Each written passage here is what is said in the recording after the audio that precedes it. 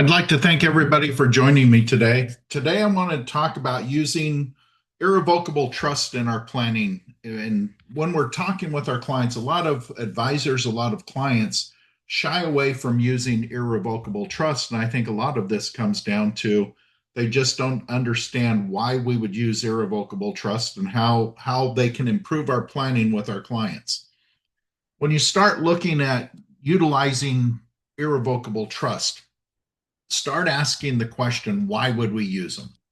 Of course, if we're in the estate planning world, we can utilize irrevocable trust to help avoid the estate tax. We can move assets in there and get them out of the estate now and use our gifting and those things to take care of that now.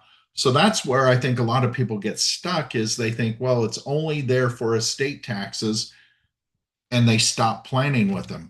But think about it for asset protection. And asset protection is a big issue with a lot of our clients. But if we can set up an irrevocable trust and we move those assets into there now and we do it the right way, those assets are going to be protected from current and future creditors. So, great tool. Use it now, get it out of the estate and protect it from our creditors and from the creditors of our beneficiaries, so our kids' creditors or our grandkids' creditors. This also allows us to control our legacy. We don't have to be just in the estate planning or the tax planning world worried about estate taxes. Our clients now might be worried about how those assets are going to be used by their kids or grandkids. And so this irrevocable trust could be a great tool for that. Or let's be honest, we might need all three of these to meet our clients' goals. So it's not picking and choosing what if, it's we can encompass all of those planning objectives in one irrevocable trust. If you look at planning, and especially planning when we're working in the irrevocable trust world, it's a balancing act. When we're planning, we've got to look at, what assets do we want to transfer out of the estate into that irrevocable trust? How much should we put into the trust? There again, we don't want to have our client go from, hey, everything's good to I feel like I'm poor now, or I feel like I don't have access to the assets that I need to. So balancing that out is a great thing, that we have to do. I hear this a lot from the CPAs. Well, if you transfer those assets into the trust, we're not going to get a step up in basis at death. That's correct. If the asset's in the trust, we've transferred it now. We've transferred it with that lower basis. There again, that balancing act. What is it that we're trying to accomplish? Is asset protection more important than basis step up? Is getting out of the estate tax now more important than the step up in basis? All of these things, we've got to look at all of it and make sure we're checking off all the boxes with our clients and their planning. But step up in basis is not the only answer to retaining that asset in the estate. Step up in basis doesn't matter if a creditor came in and took it away. So there again, plan and make sure all of that is encompassed.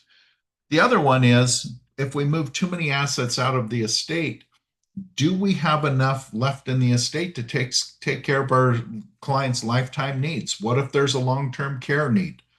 What if they, move too many assets and now they don't have enough for their retirement?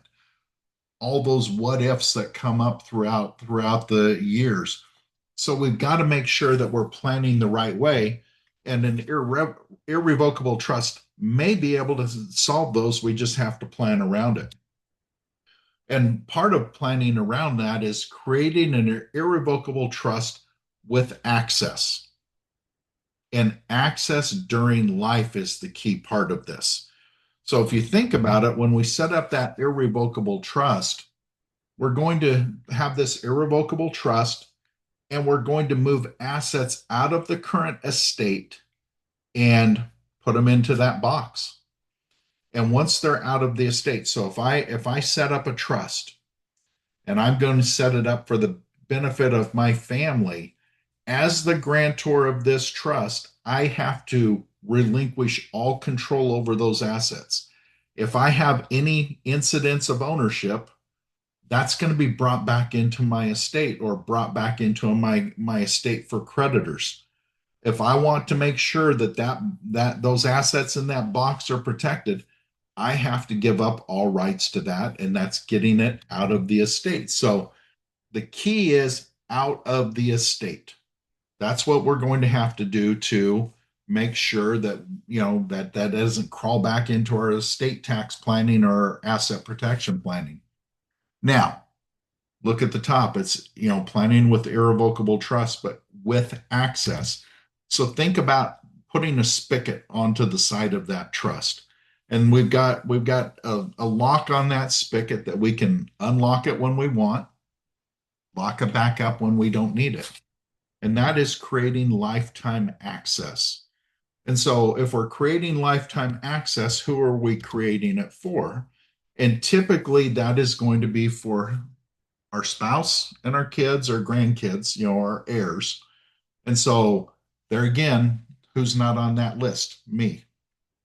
If I'm the grantor and I'm setting this up for my spouse and my children, I don't have access to it. But if I do this right, I can make my wife the trustee of this trust during my life and during her life. She can have access to all of the principal and income inside of that trust. So if she wants to take a cruise and go around the world, she can do that. If she takes me with her, that's great. I appreciate that, but I can't control that. If I have this set up so it goes to my kids, so they have lifetime access, now during my life, they've got access to the trust assets, maybe to start a business, um, buy a home. If they're again, the home can be bought inside the trust, but maybe they want to, for whatever reason, get that money out to do those things and take care of them today. What's nice is I get to see my kids and my wife enjoy those assets during my life. It's not just going to be accessed on my death. But if you look at this, we're going to have a spendthrift clause. That spendthrift clause says creditors of my spouse, creditors of my children cannot gain access to this trust. So it's making sure it's set up right, but it's also providing that access. I can also, as I'm putting this trust together, add perpetual values or incentives into this trust that I can provide for disability needs, or if my kids are in college, I want them to obtain a certain grade point average. I want them to graduate. If they get married, there's going to be benefits distributed from this trust. So think about those life events that we would want to provide, income and assets for.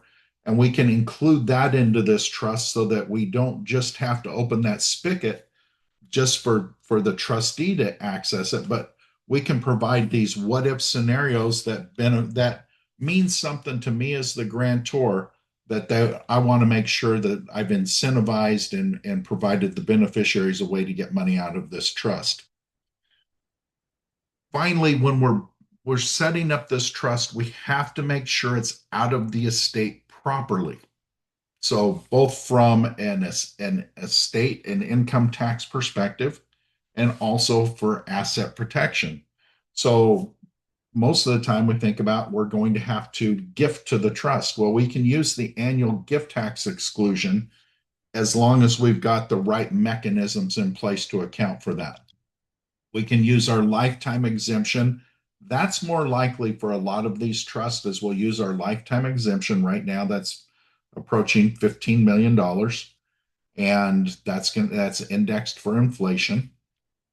We can make a loan, and that can be a loan from the family, can be a loan from a company, it can be a loan from a captive insurance company. All of these things, if you think about it, I can use either loan from me, or I can go get to a bank and use other people's money. And whatever it is, that can be set up to fund this trust the right way. And finally, we can use strategies like selling to a defective trust or grants or those types of advanced planning strategies to get more money, more assets into this trust so that they can be utilized over time. So if you think about this, irrevocable trusts have a purpose outside of just estate tax. We just have to look. Number one, does it fit the planning? Number two, is it providing the liquidity and access to capital that we want?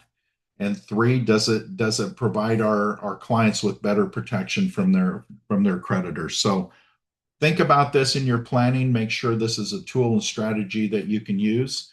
And I appreciate you being on, and we'll talk again next week. Thank you.